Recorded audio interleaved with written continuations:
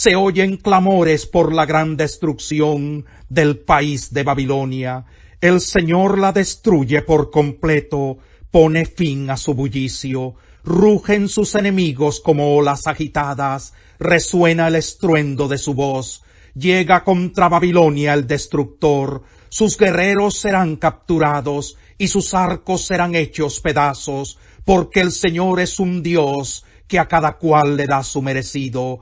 Voy a embriagar a sus jefes y a sus sabios, a sus gobernadores, oficiales y guerreros, y dormirán un sueño eterno del que no despertarán, afirma el Rey, cuyo nombre es el Señor Todopoderoso.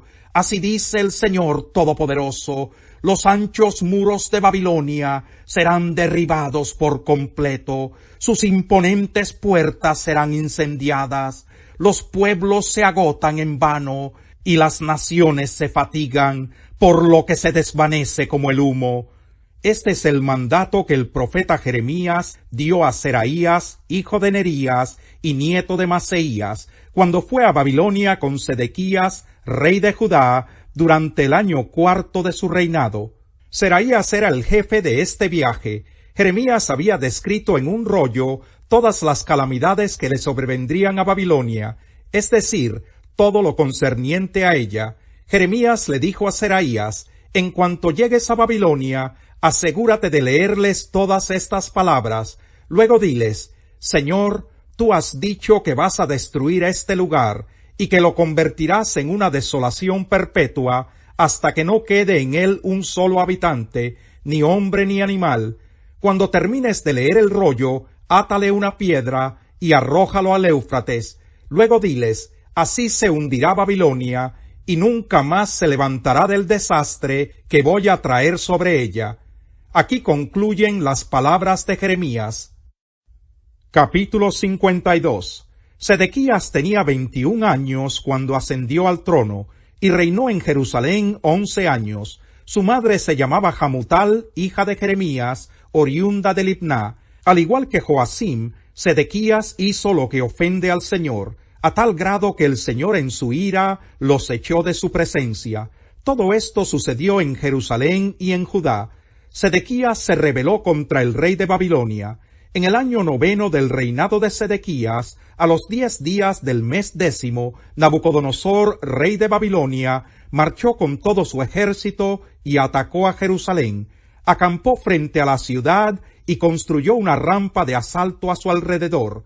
La ciudad estuvo sitiada hasta el año 11 del reinado de Sedequías.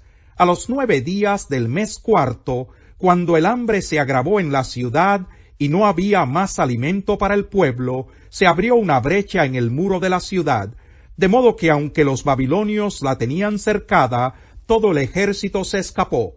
Salieron de noche por la puerta que estaba entre los dos muros, junto al jardín real, huyeron camino al Arabá, pero el ejército babilonio persiguió al rey Sedequías hasta alcanzarlo en la llanura de Jericó. Sus soldados se dispersaron abandonándolo, y los babilonios lo capturaron. Entonces lo llevaron ante el rey de Babilonia, que estaba en Riblá, en el territorio de Hamat. Allí Nabucodonosor dictó sentencia contra Sedequías, y ante sus propios ojos hizo degollar a sus hijos, lo mismo que a todos los nobles de Judá. Luego mandó que a Sedequías le sacaran los ojos y que le pusieran cadenas de bronce para llevarlo a Babilonia, donde permaneció preso hasta el día en que murió. A los 10 días del mes 5 del año 19 del reinado de Nabucodonosor, rey de Babilonia, su servidor Nabuzaradán, que era comandante de la guardia, fue a Jerusalén, y le prendió fuego al templo del Señor, al palacio real y a todas las casas de Jerusalén, incluso a todos los edificios importantes. Entonces el ejército de los babilonios bajo su mando derribó todas las murallas que rodeaban la ciudad.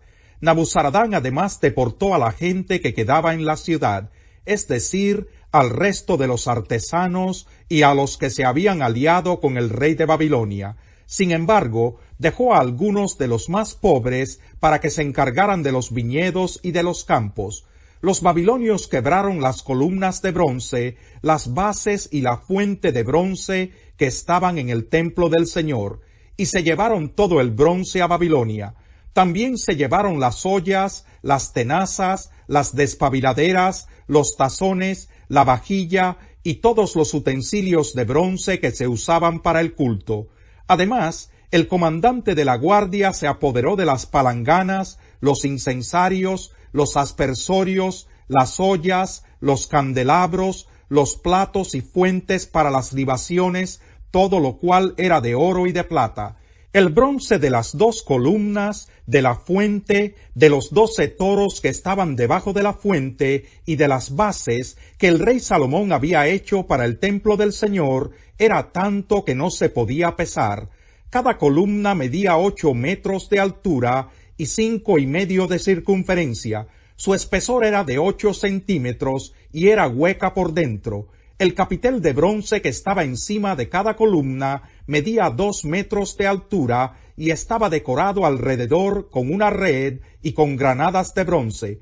Las 2 columnas tenían el mismo adorno. De cada columna pendían 96 granadas, y las granadas que estaban alrededor de la red eran 100 en total. El comandante de la guardia tomó presos a Seraías, sacerdote principal, a Sofonías, sacerdote de segundo rango, y a los 3 porteros.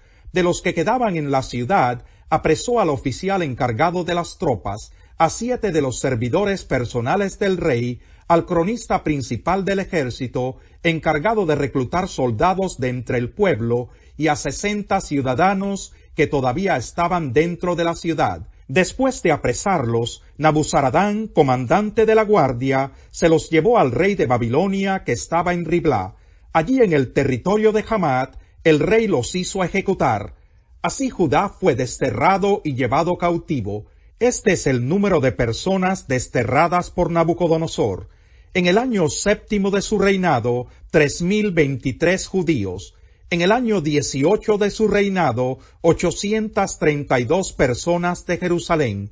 En el año 23 de su reinado, Nabuzaradán, el capitán de la Guardia Real, desterró a 745 judíos.